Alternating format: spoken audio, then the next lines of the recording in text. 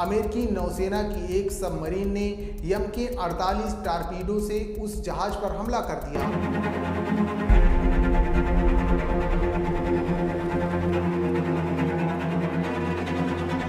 जब इसी महासागर में एक जहाज डुबो दिया गया, तब भारत की आवाज क्यों नहीं आई?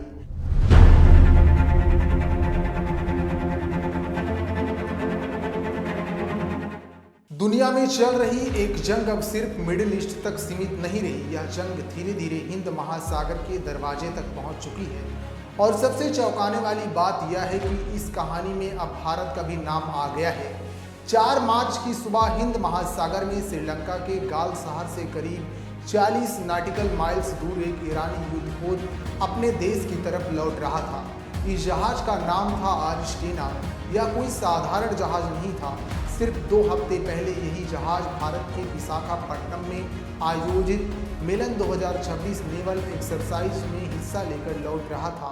इंडियन नेवी ने खुद इस जहाज का स्वागत किया था।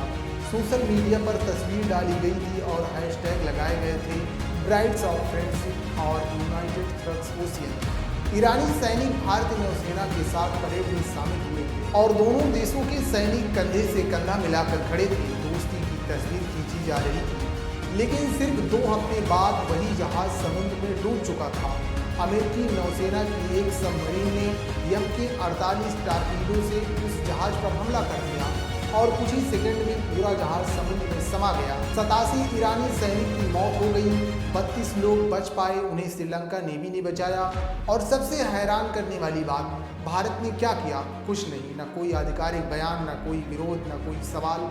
सोचिए, जिस जहाज ने 2 हफ्ते पहले भारत के साथ सैन्य अभ्यास किया, वही जहाज भारत के पास ही डुबो दिया गया और भारत की तरफ से एक भी शब्द नहीं आया। यह सिर्फ एक जहाज डूबने की घटना नहीं है, यह एक सवाल है। क्या भारत की विदेश नीति कमजोर हो चुकी है? क्योंकि इस समय पूरी दुनिया में एक बड़ा युद्ध फैल रहा है। अमेरिका और इजराइल ने ईरान पर बड़े पैमाने पर हमला शुरू कर दिया है। ईरान की राजधानी तेहरान सहित कई बड़े शहरों में बमबारी हो चुकी है। रिपोर्ट्स के मुताबिक अमेरिकी फौरेंस अब तक 2000 से ज़्यादा टारगेट्स हमले कर चुकी है। दूसरी तरफ ईरान भी चुप नहीं बैठा है। मिडिल ईस्ट के कई देशों में मौजूद अमेरिकी सैन्य ठिकाने पर मिसाइल हमले हुए। कुवैत, बहरीन और सऊदी अरब में अमेरिकी बेस निशाने पर आए।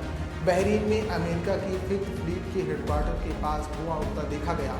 इजराइल में भी ईरानी मिसाइल हमलों से कई इमारतें क्षतिग्रस्त हुई। यानी अब यह जंग 2 देशों के बीच सीमित नहीं रही, बल्कि पूरे क्षेत्र में फैल चुकी है। इसी बीच ईरान ने एक बहुत बड़ा कदम उठा लिया है। उसने स्टेट ऑफ होर्मुज को बंद करने की धमकी दी है। यह वही समुद्री रास्ता है जिससे दुनिया का करीब 20% तेल गुजरता है।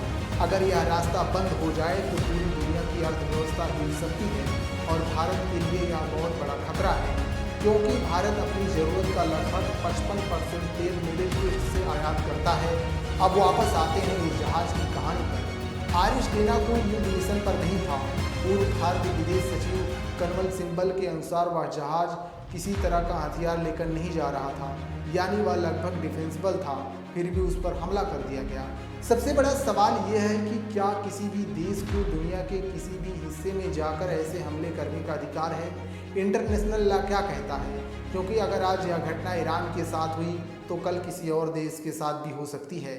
दुनिया के कई नेता इस पर सवाल उठा रहे हैं। स्पेन के प्रधानमंत्री ने खुलकर अमेरिका की नीति की आलोचना की है, लेकिन भारत चुप है।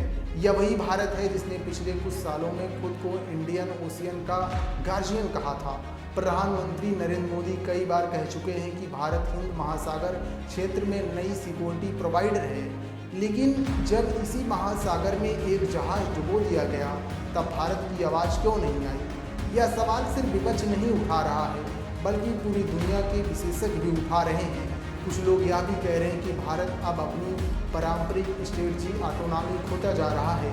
इतिहास में भारत ने हमेशा संतुलित विदेश नीति रखी। जब 1979 में सोवियत यूनियन ने अफगानिस्तान में सेना भेजी, तब इंदिरा ने भी उसकी आलोचना की थी। जब 2003 में अमेरिका ने इराक पर हमला किया, तब भी अटल बिहारी वाजपेयी ने अमेरिका के दबाव के बावजूद भारतीय सेना भेजने से इनकार कर दिया था। जब 2011 में लीबिया में सैन्य हस्तक्षेप हुआ, तब मनमोहन सिंह ने संयुक्त राष्ट्र में इसके खिलाफ आवाज़ उठाई थी। यानी भारत हमेशा एक स्वतंत्र आवाज़ रहा, लेकिन आज तस्वीर बदलती दिख रही है। भारत अब धीरे धीरे अमेरिका और इजराइल के साथ खुलकर खड़ा होता दिखाई दे रहा है। प्रधानमंत्री मोदी की हाल की इजराइल यात्रा चर्चा में रही। उन्होंने इजराइल के साथ रिश्तों को और मजबूत करने की बात कही। इसके कुछ ही समय बाद ईरान पर बड़े हमले शुरू हो गए।